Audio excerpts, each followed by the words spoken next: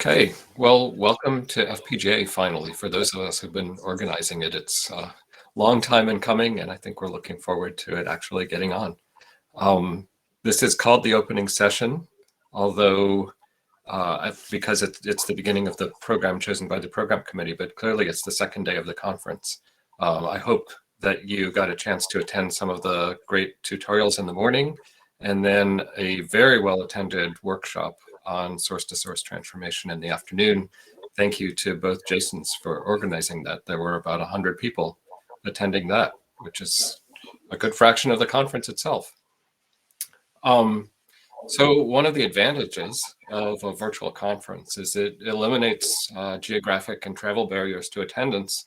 And thanks to our sponsors, we've also eliminated monetary barriers.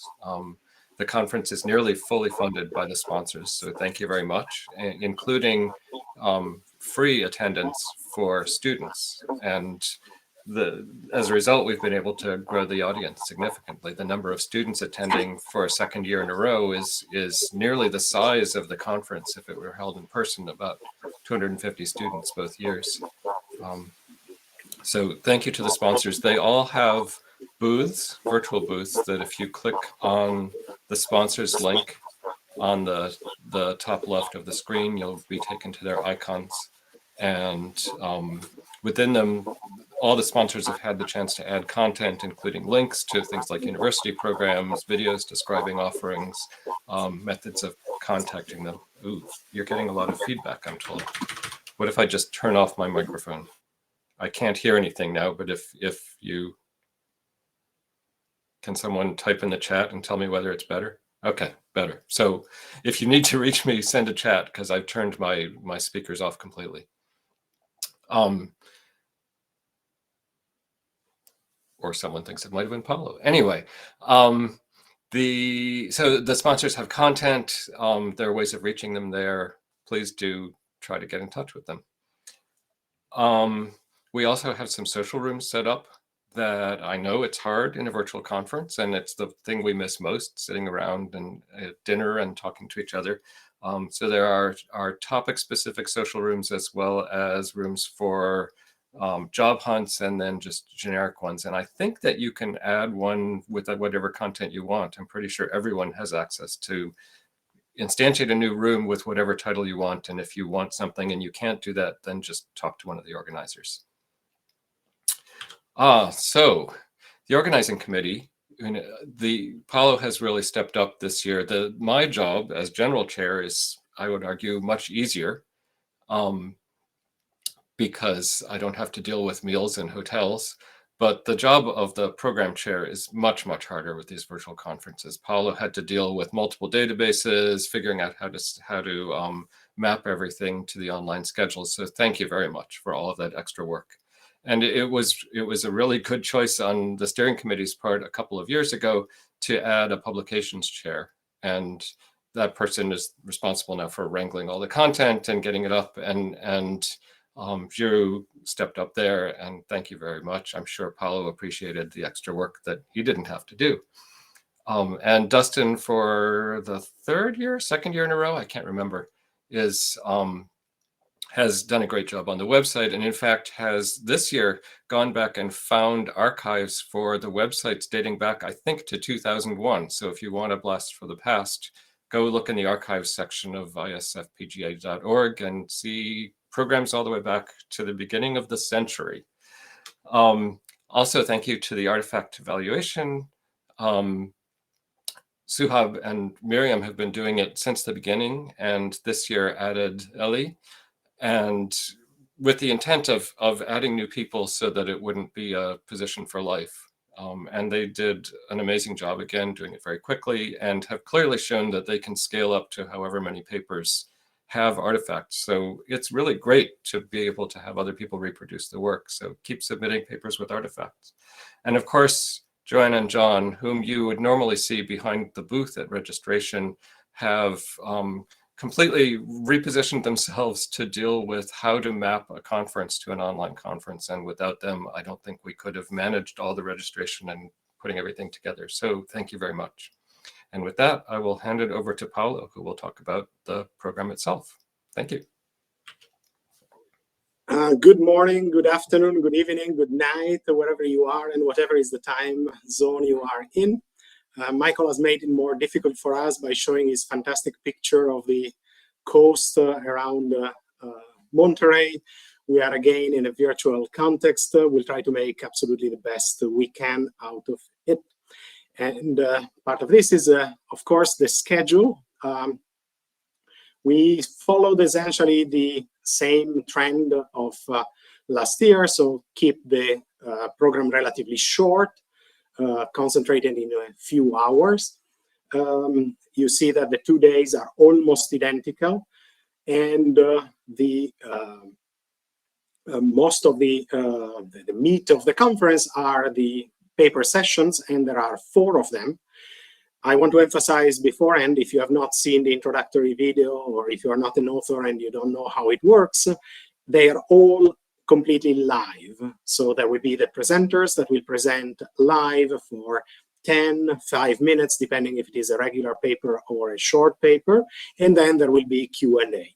They will be smooth, they will be run essentially as a single, say, Zoom or Teams meeting with a normal session chair that will do the usual job. You can find longer version of the presentations already on the web, and on the same web you can find, on the mid space, you can find a link to the ACM digital library where you can find the complete papers. We have a couple of exciting keynotes, so one each day in the middle between the 2 paper sessions. And last but not least, we have the poster sessions. This is the only part that we changed a bit compared to last year to try to get it a bit more dynamic. We don't have simply posters that you can visit, that is individual chat rooms where you can go and video chat or chat with the authors, but at the beginning they last for around 45 minutes, but in the first around 15 minutes you will see the session chair presenting, much in the spirit of the live conference, what we do in the live conference when we still had in-person conference. The session chair will present the different posters, so that it will help you to sort of decide which poster to go. Please try to visit the posters. They are an integral part of the conference, and it's very nice that you go and visit. Don't forget to come to the closing remarks, not so much because our remarks are interesting, but because there is the Best Paper Award that will be mentioned there. I'm going to tell you a few of the classic statistics. One is the geographic distribution, in this case is of authors, because it was easier for me to produce. And I think FPGA has always been North America dominated, but this year maybe is a little bit more than usual. The numbers that I have in my mind are around 50% North America, and this year we are close to 70%. Asia and Europe have gone a little bit down this year. I have no particular explanation. One theory could be that we announced the conference to be in person because that was really what we strived and wanted to do, but we changed it soon after, if my memory is correct, soon before, sorry, the submission deadline. So maybe many authors still thought it was in person, and it was not until maybe a month after the submission deadline that the US changed a pretty drastic traveling restriction, and so maybe many non-North American thought it would be very difficult to travel to the conference. Is a theory, I don't know how much it's worth, but maybe we lost some of the papers this way. Next. The review process, there is not much to be said, maybe because it is the classic review process that we have followed, I think, for a few years now in 2 phases. The first with, in this case, 4 initial reviewers.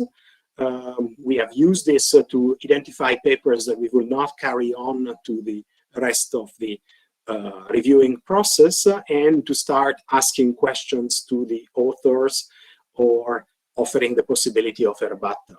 Then there was a second round where 2 additional reviewers have been added for all the papers that have been retained. And actually, some papers had even 7 or 8 reviews, depending on the controversy that maybe there were inside the TPC. Authors responded to questions, I think, like last year and maybe previous years, to questions in parallel with round 2. I appreciate, for instance, that the authors have been very elastic in trying to update their response to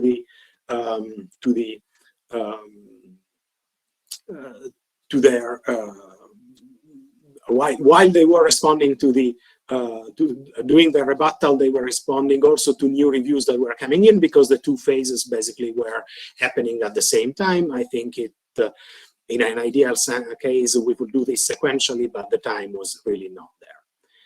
The meeting, PC meeting, was virtual this year for the second time because of COVID, but actually it's something that the steering committee has decided to make virtual for good. It will be our contribution to the planet to avoid what many of us have done, the Saturday to Monday trip for the TPC meeting. It works, I think, fantastically well remotely, except for perhaps the social part. We discussed every paper like very much any year.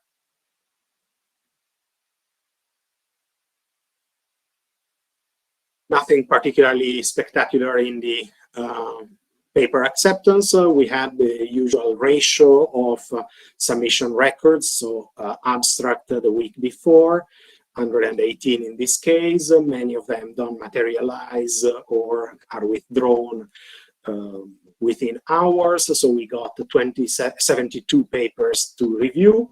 The acceptance has been essentially the standard one, 25%. Specifically, it's 15 full papers and 3 short papers, that more or less 4 full papers at a time will be presented in the 4 sessions that I mentioned. We accepted 23 posters. As always, posters have a number of withdrawals, so we have 18 poster presenters in the 2 sessions that I mentioned. Once more, please go and visit their virtual booths and discuss their work.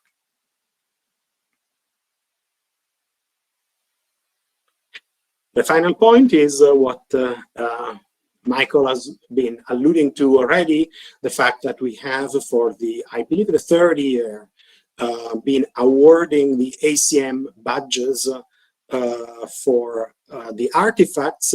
These are different types of badges. You can go on the website, use the FPGA, ISFPGA program to click on the badges and see exactly what they mean, but they essentially indicate the availability and reproducibility of the results. I think it is an incredibly important effort that our artifacts evaluation chairs are doing, and the evaluators are doing for us, because